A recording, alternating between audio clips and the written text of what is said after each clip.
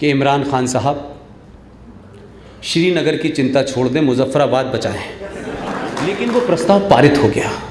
और दूसरी लाइन ये थी कि दोनों के बीच में विवाद है, कश्मीर विवाद है, और विवाद सिर्फ इतना है कि जिस जम्मू कश्मीर के इलाके पे पाकिस्तान ने कब्जा कर रखा है वो हमें वापस लेना है, सिर्फ इतना ही विवाद है। देखिए, जो लोग पार्लियामेंट में हैं, पहले वाले लोग सो जाते थे देवी गौड़ा की तरह, इस बार के जो लोग हैं वो सोते ही नहीं हैं। लोग ढूंढ रहे हैं ये सोते कब हैं।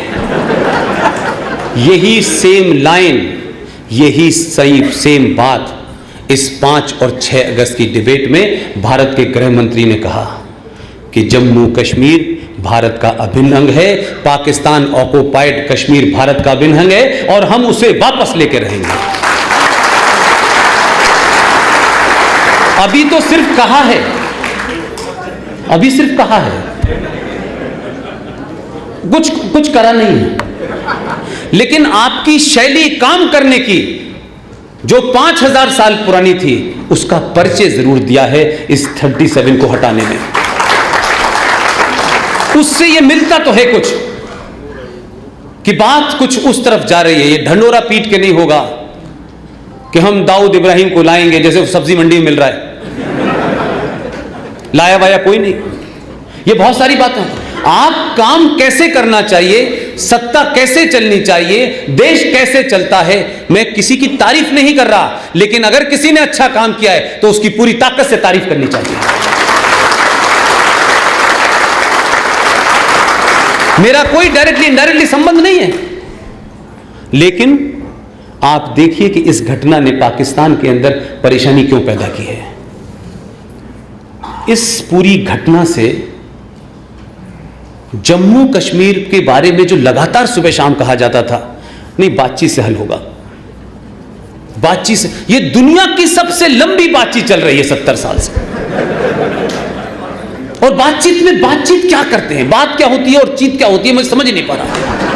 कौन से शब्द नए प्रयोग होते हैं, कौन सी नई भाषा बोली जाती है। अगर उस ड्राफ्ट को निकाले तो भाई इस बार क्या नई बात की थी तुम लोगों ने, वो ढूंढेंगे तो आपको समझेंगे, लेकिन बातचीत चल रही है, बातचीत से हल होगा क्या। इन्होंने कहा कि बातचीत से जो हल होगा वो हमने हल कर लिया। आपने हल करा है तो संकट क्या है कि जो उनके प्रॉक्सी थे, जिनकी जबान, जिनकी भाषा, जो कुछ जम्मू कश्मीर में एक राज जो भारत में, लोकतंत्र भारत में 2 नेशन थ्योरी को रिप्रेजेंट करता था, उस राज के अंदर इंस्टीट्यूशन का इस्तेमाल करके, आपके राजनेताओं की भूख को सेटिस्फाई करके, दिल्ली को घुटनों पे दबा दबा करके जो भी कुछ उन्होंने इख्तियार आपसे हासिल लिए, अधिकार हासिल किए, वो देश के खिलाफ थे। लिहाजा आपने जैसे ही उस पूरी बाउंड्री को रीअश्योर किया, जिस बात की तरफ मेरा इशारा है वो पाकिस्तान को समझ में आ गया है, जिसको मैंने अभी बताया कि 370 और 35 से पाकिस्तान परेशान नहीं है। जो उसके प्रॉक्सी बैठे हुए थे, जो हुर्रियत की शक्ल में थे, जो मूसा की शक्ल में थे, जो महबूबा और अब्दुल्ला की शक्ल में थे, जो वही बोलते थे, जो ये तय करते थे भारत सरकार को कि आपको पाकिस्तान से बात करनी चाहिए। एक राज्य की मुख्यमंत्री भारत की सत्ता को बताएगी कि किससे बात करनी चाहिए, नहीं करनी चाहिए, भारत का किस में हित है, किसका हित में नहीं है, ये भारत का प्रधानमंत्री, ये गृह मंत्री, ये रक्षा मंत्री तय करेगा कि जम्मू कश्मीर की मुख्यमंत्री तय करेगी। लेकिन पाकिस्तान की भी वही तकलीफ है कि इन्होंने यूनियन टेरिटरी घोषित करके जम्मू कश्मीर पे सारी जमीन ले ली। अब तो यहां भारत सीधे तौर पे आएगा, तो जम्मू कश्मीर में अब हमारे प्रॉक्सी की दुकान बंद हो गई है। और पूरी दुनिया में जब इस मुद्दे को उठाया तो पाकिस्तान ने भारत को इनडायरेक्टली मजबूत कर दिया।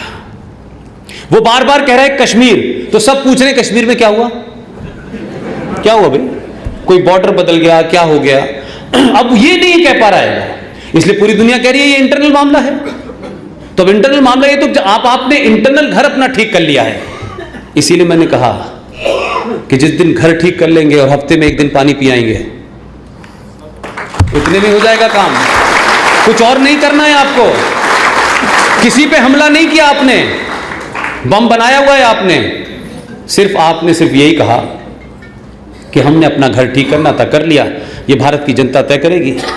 तो एक तो आपने कश्मीर के बॉर्डर को रीश्योर कर लिया, कश्मीर की जमीन के ऊपर पाकिस्तान की पैदा किए हुए जायज और नाजायज राजनीतिक दलों की सत्ता को कमजोर कर दिया और संविधान को डस्टबिन में डाल दिया। वहां की नागरिकता के नाम पे हिंदुओं को वहां जाने से रोकने की जो रुकावट थी उसे समाप्त कर दी और उसका मिसयूज करके आपने हिंदुओं को पूरे देश के, मैं हूं या आप हूं, आप सबको जम्मू कश्मीर में जाने के लिए नागरिकता लेनी पड़ेगी, वहां रहने के लिए नागरिकता लेनी पड़ेगी, वहां जमीन करने की नागरिकता, उसको तो आपने कहा कि ठीक है, तो मैं तो चलो इतना भी मानता हूं, लेकिन वो बार बार ये जब कहती थी कि नहीं कश्मीरियत, इंसानियत और जमहूरियत, ये जब वो कहती थी तो मैं ये समझ नहीं पाता था कि इनका मतलब क्या है।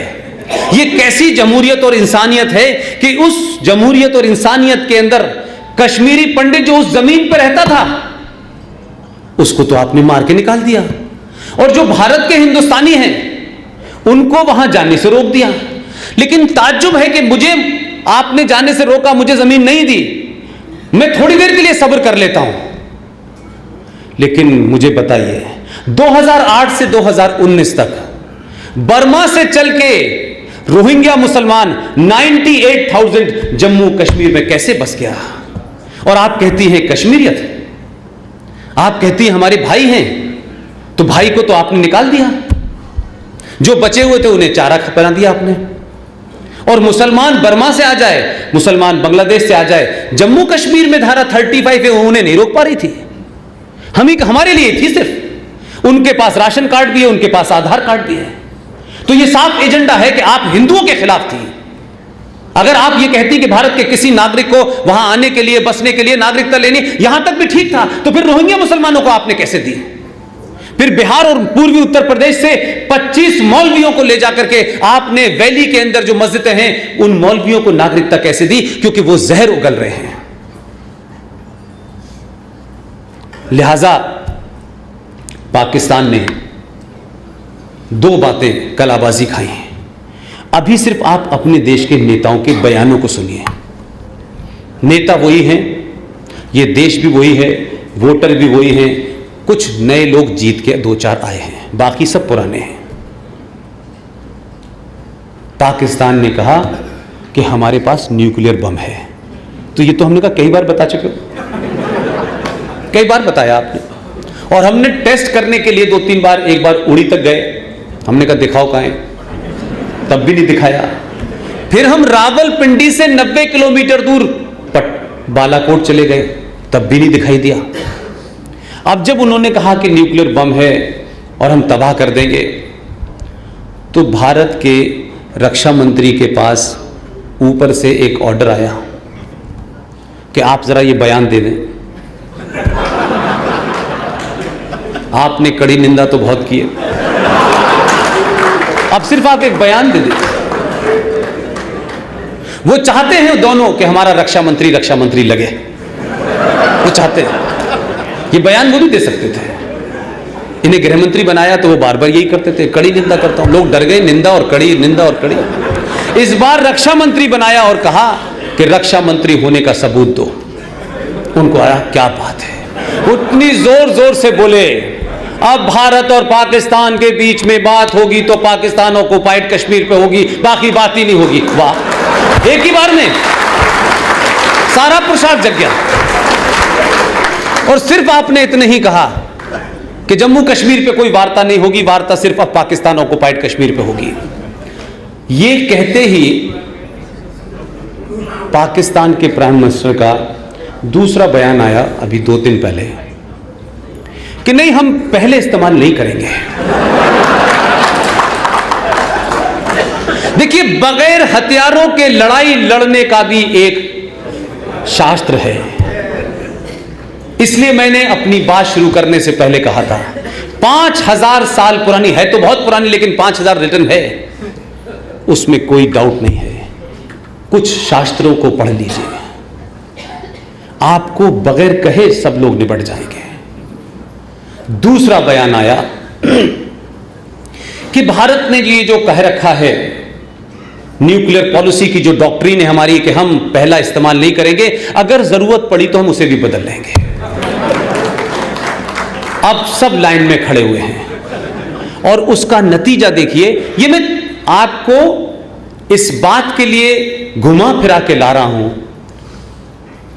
कि आपने जो परिचय दिया राजनीतिक सूझबूझ का, उस दौर में दिया जब आपके बीच में इतनी नफरतें थी, आपको जाति, भाषा, इलाके के नाम पे बांटा गया, दलितों में भी महादलित ढूंढ लिया उन्होंने, कैसे भी किसी तरीके से वोट के लिए कुछ भी करो। तब जब आपने परिचय दिया तो कैसे बदलाव होता है कि जैसे ही आपने अपनी 70 साल की पॉलिसी के बारे में सिर्फ चर्चा की, आपने सार्वजनिक बयान है, अभी कोई उस पर फैसला नहीं हुआ है। जिस मुल्क के प्रधानमंत्री ने, वो बच्चा मौजूद है, उसके नाना थे, उसके नाना भी बेचारे मारे गए, उसकी मां भी बेचारी मारी गई। अब कुछ लोग कहते हैं उसका एक भाई ऑलरेडी दिल्ली में है।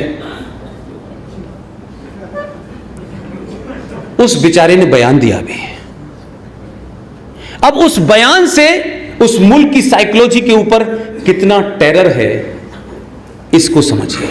वो बच्चा कहता है जिसके नाना ने यह बयान दिया था कि हम 1000 साल तक अगर हमें घास खानी पड़ी लेकिन हम बम जरूर बनाएंगे, तो बम तो बना लिया, घास खाने का समय आ गया है।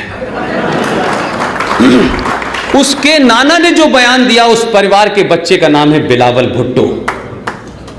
वैसे आपके मुल्क में भी एक बिलावल भुट्टो है, दोनों बराबर से एक ही सी हरकतें करते रहते हैं, लेकिन उसने एक ईमानदाराना बयान दिया। वो बड़ा लीडर है, उसकी पार्टी ने रूल किया है पाकिस्तान में, 3-3, 4-4 बार सरकारें बनी हैं, इसलिए आप इग्नोर नहीं कर सकते। वो भावी प्रधानमंत्री है वहां का, जैसे यहां के हैं। उसने बयान दिया है, अभी ओपनली कहा है, यह हमारी यंग जनरेशन को सुनना चाहिए। उसने कहा है कि इमरान खान साहब श्रीनगर की चिंता छोड़ दें, मुजफ्फराबाद बचाएं।